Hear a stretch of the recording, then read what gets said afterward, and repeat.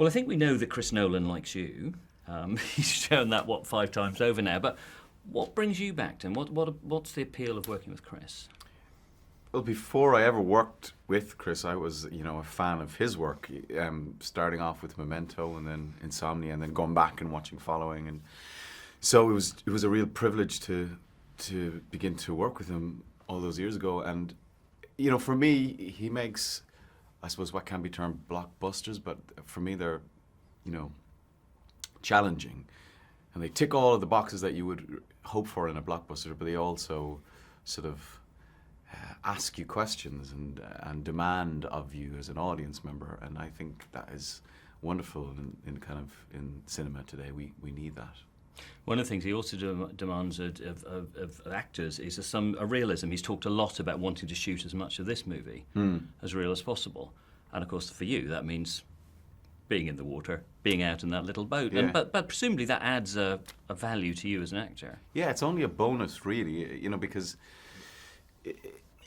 if your job is to portray something truthfully and honestly, then if it's happening in front of your eyes, it helps you enormously, and it's a big advantage. So, when the Spitfires are flying over for real, and the water's on fire, and the destroyer is tipping, and it's all happening around you, of course you're heading towards a more truthful response. So it helps us, and I think it also helps the viewer. So, Shivering Soldier, who is he? What brings him into the story? We see him at one point where he's a functioning, capable officer, and then we see him after some horrific traumatic event which has reduced him to this sort of shivering soldier. And that's where the name came from, because I think he's a sort of an amalgam of many, many soldiers that went through that. I was thinking the sequence that you're in, it almost reads like you've got the 2 Irishmen, the 2 Scotsmen and 2 Englishmen all in a boat together. It's like the beginning of some sort of joke. But that must have been rather fun to be sort of bonding with that group in that real, actually really rather claustrophobic. Yeah, and there was no choice but to bond with each other, because it was such a small environment, and we did, such fantastic actors to work with, and that was the whole experience for me. Was really, really intimate, and despite the film working on a big epic scale, my experience was very small and contained and really satisfying. Dunkirk, of course, means a lot to us Brits, but for you, did it have a resonance before? Was it something you knew much about? No, I mean, we weren't taught about it growing up in school, because Ireland was neutral during the Second World War, and it was only really, honestly, when this film came about that I began to read up on it and see the significance of it and see sort of what that Dunkirk spirit really sort of entailed and what it means. And it is quite powerful and quite moving when you think about it.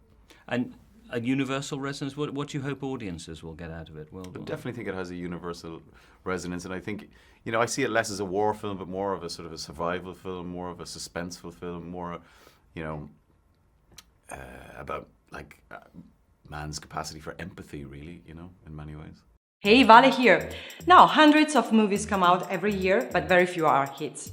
Here are America's top 5 highest grossing movies, adjusted for inflation, according to Box Office Mojo. Okay, number 1, Gone with the Wind. Released in 1939, is one of the world's first genuine blockbusters, with a grand total of $1,786,074,500. Number 2, Star Wars from 1977, the George Lucas space opera that launched 1,000 action figures and almost as many sequels and prequels, still reigns supreme in the Star Wars universe, with a total take of $1,574,577,200. Number 3, The Sound of Music from 1965, The Hills Are Alive, with the sound of $1,258,951,900 in domestic ticket sales.